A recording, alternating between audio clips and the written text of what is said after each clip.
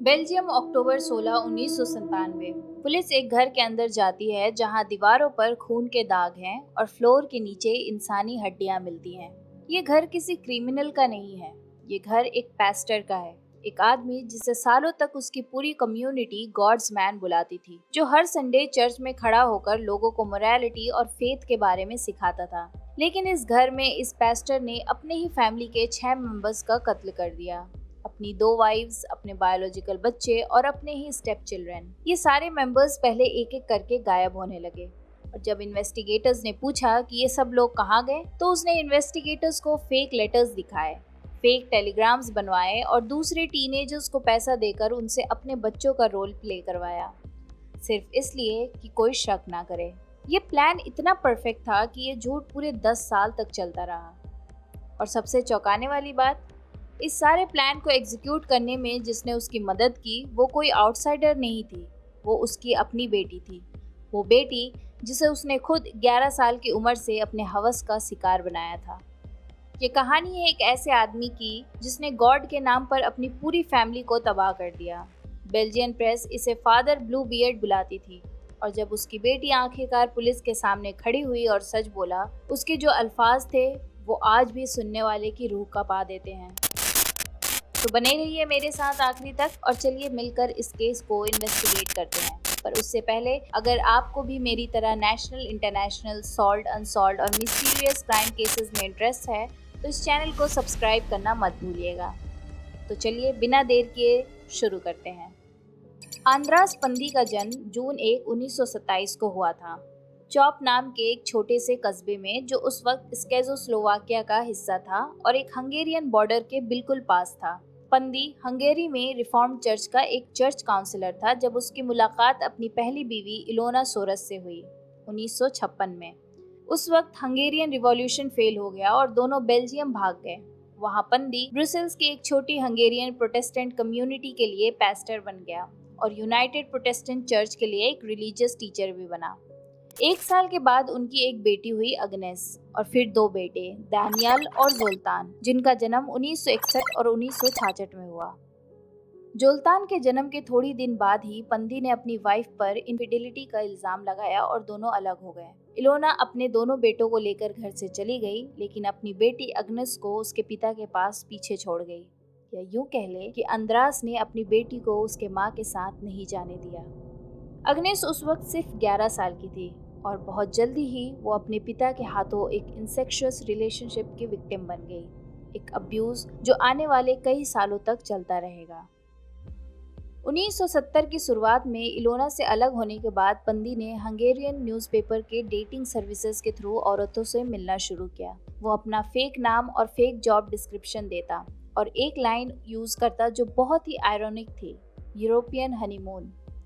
Decade खत्म होते होते वो बार बार हंगेरी जाने लगा, जहां उसकी मुलाकात उसकी फ्यूचर सेकेंड वाइफ एडिथ फिंटोर से हुई। फिंटोर एक शादीशुदा औरत थी जिसके पहले से 3 बेटियां थी, 2 अलग शादियों से। तुंदे 8 साल की, टीमिया 15 साल की और एंड्रिया 7 साल की। फिंटोर के तब के हस्बैंड का कहना था कि पंदी ने उसकी वाइफ को सिड्यूस किया था, जिसकी वजह से वो अपने बच्चों को लेकर उसके साथ बेल्जियम भाग गई।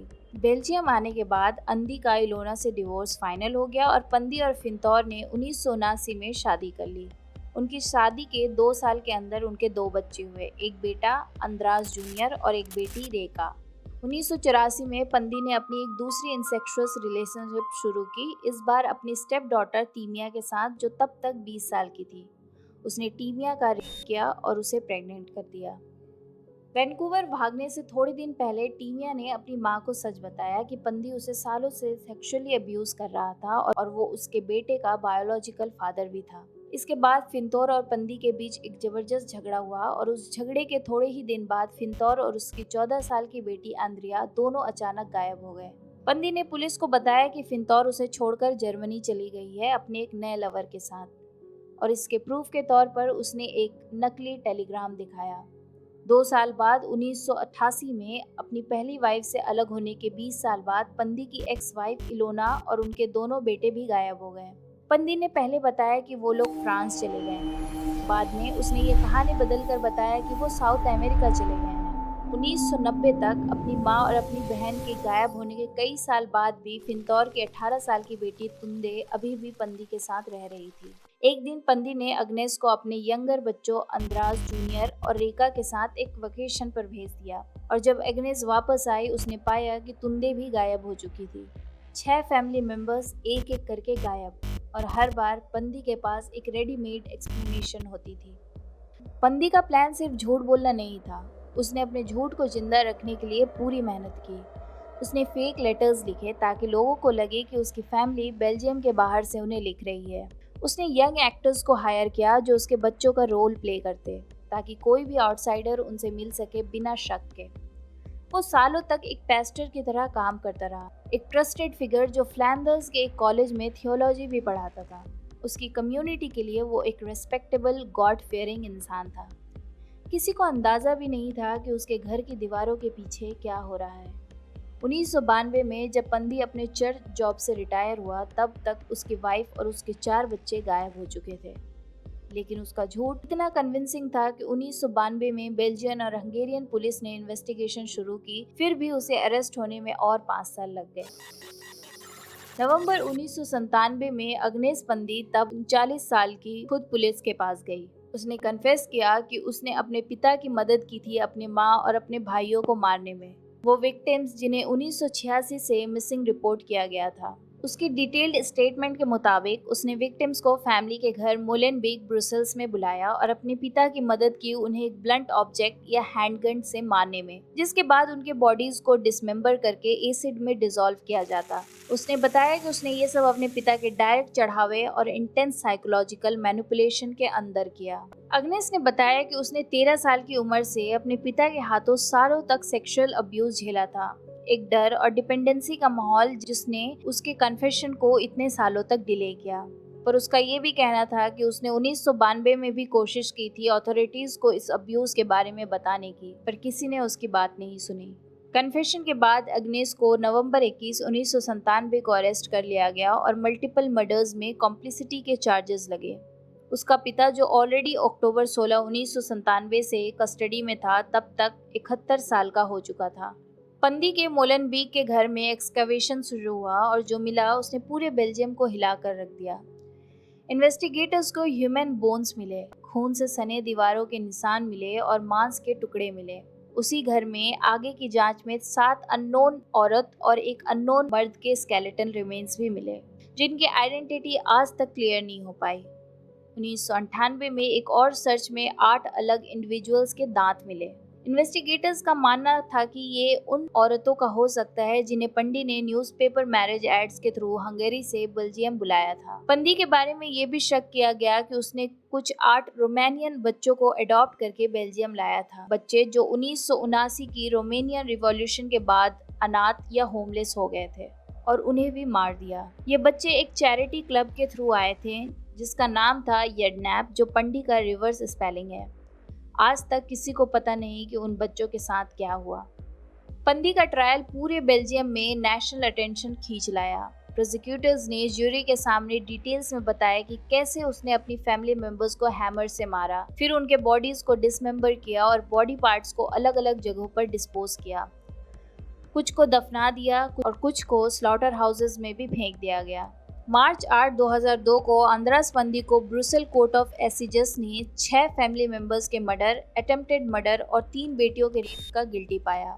उसे लाइफ इम्प्रिजनमेंट विदाउट पैरोल की सेंटेंस दी गई। उसकी बेटी अग्नेस को, जो अपने पिता की अकॉम्प्लिस थी, 5 मर्डर्स और एक अटेम्प्टेड मर्डर में 21 साल की सज़ा मिली।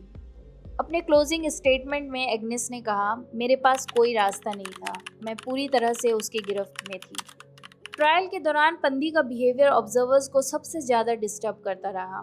वो अपने सराउंडिंग्स पर एक स्ट्रेंज डेडपैन रिएक्शन दिखाता, बिल्कुल इमोशनल लेस, जैसे उसे इसका कोई एहसास ही ना हो कि उस पर क्या इल्ज़ाम लग रहे हैं। वो अपनी इनोसेंस का दावा करता रहा और उसे इस बात से कोई फ़र्क नहीं पड़ता था कि पुलिस को उसके घर से ब्लड स्पैटर्ड वॉल्स, ह्यूमन बोन्स और मांस के टुकड़े मिले थे।